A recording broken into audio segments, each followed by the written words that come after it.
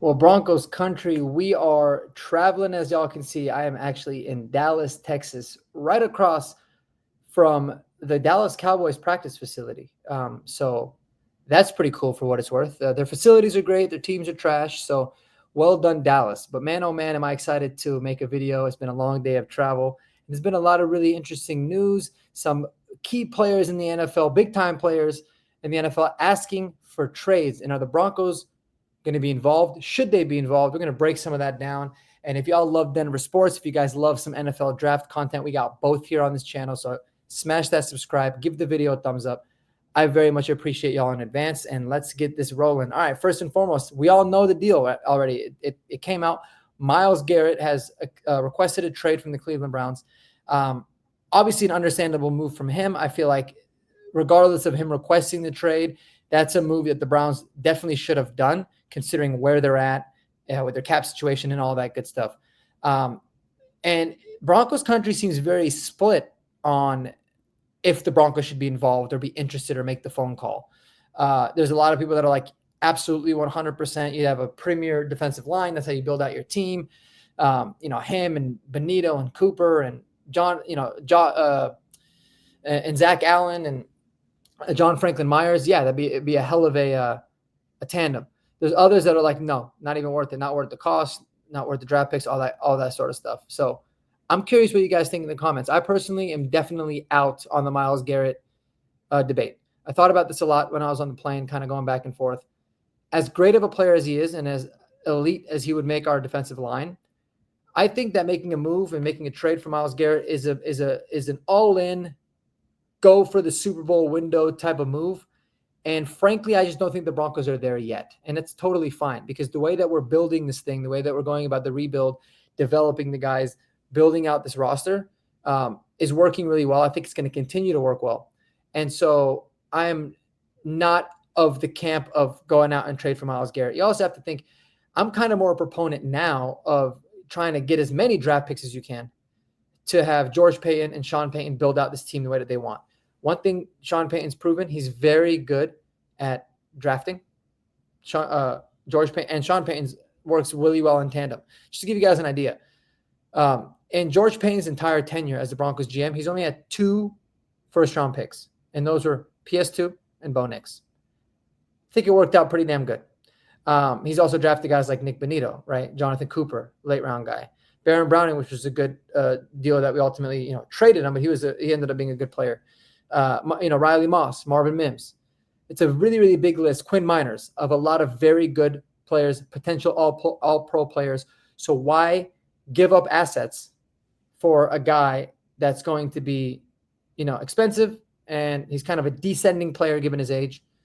It just doesn't seem like it's the right fit for the Broncos. Listen, if they did it, I would be really intrigued and thrilled by it, but I just don't agree that it fits with exactly where I want to see this team go, even though I do believe that we should continue to build in the trenches.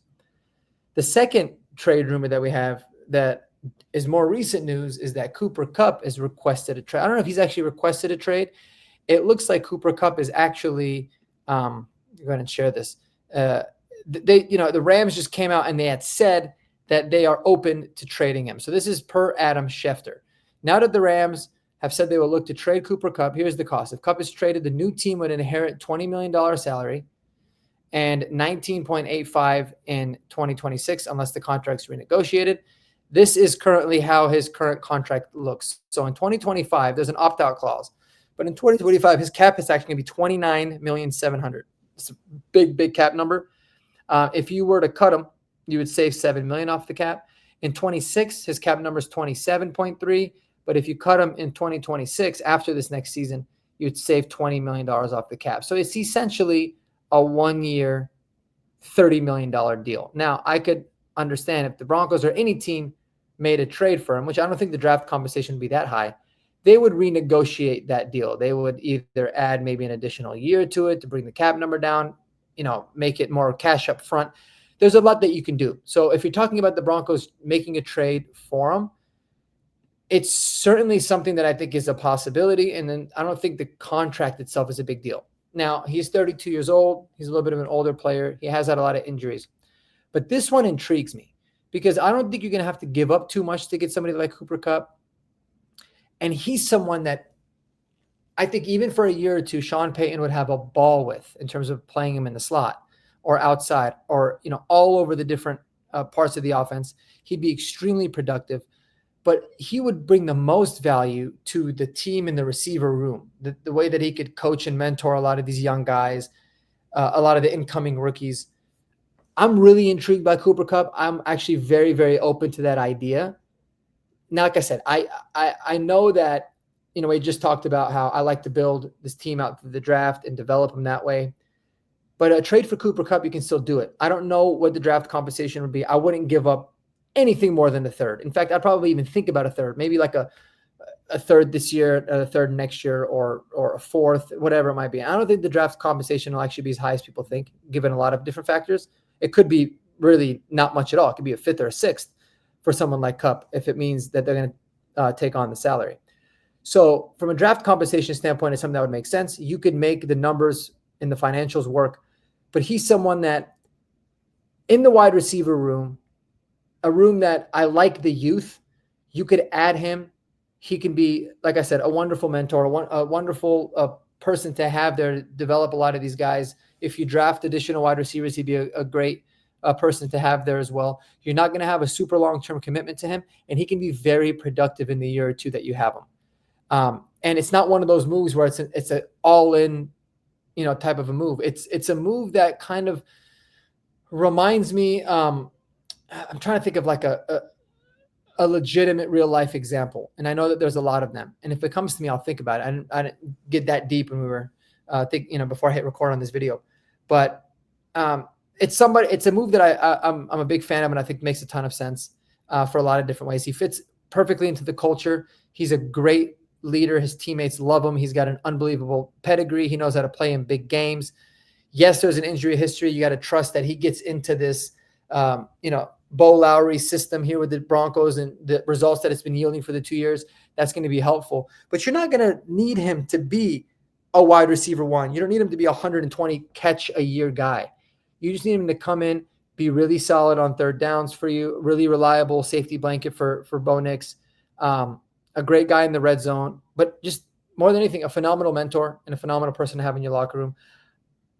I'm actually more and more intrigued the more I think about it with Cooper Kupp. He makes a ton of sense for this team, given how young we are. He's a very good presence in a room that I think could use it. So I love that. And it allows for us to go into the draft with saying, you know what, if there's a receiver that we love, whether he's an X or a Y or a slot or a Z, whatever the hell he is, whatever position he plays, whether he's an outside guy or a inline type of slot receiver or inline tight end versus a blocking tight end, whatever it might be, you can just choose the guys that you like the most because you've got everything covered. You got your slot receiver if you need him in Kupp. And so there's a lot of versatility that it gives too. So it kind of checks off a lot of those boxes. I'm still all about Chris Godwin. I'm still all in on him. He's my number one choice. But Cooper Kupp would be a really intriguing consolation prize for the Denver Broncos. So I want to know what y'all think. Who would you prefer between Myles Garrett and Cooper Kupp? Should we go after both of them? Should we go after none of them? Why or why not? Let me know below. But I think Cooper Kupp would be a wonderful, wonderful fit for this Denver Broncos team. No doubt about it. So yeah, that's basically going to wrap up today's video. I got a lot of crushing out a lot of film right now on a ton of different prospects. Some of these guys I'm super excited about. I think they're going to be great Broncos fits. I got a video coming up on Efton Chisholm. Check him out. Eastern Washington slot receiver. Reminds me a lot of like Danny Amendola type. Jack Betch, who tore it up in the Senior Bowl, makes more and more and more sense for the Broncos the more that I look into him and learn about him. He's phenomenal. So excited about that. Pat Bryant is another wide receiver. And then we're going to dive into a couple of the tight ends too, right? We're going to look into Mason Taylor and Gunnar Helm are some guys. So a lot of really good things cooking. So keep an eye out for that. But until next time, go Broncos, baby. Hope you guys have a wonderful night. Enjoy it with your family, your friends, your loved ones. And until next time, y'all.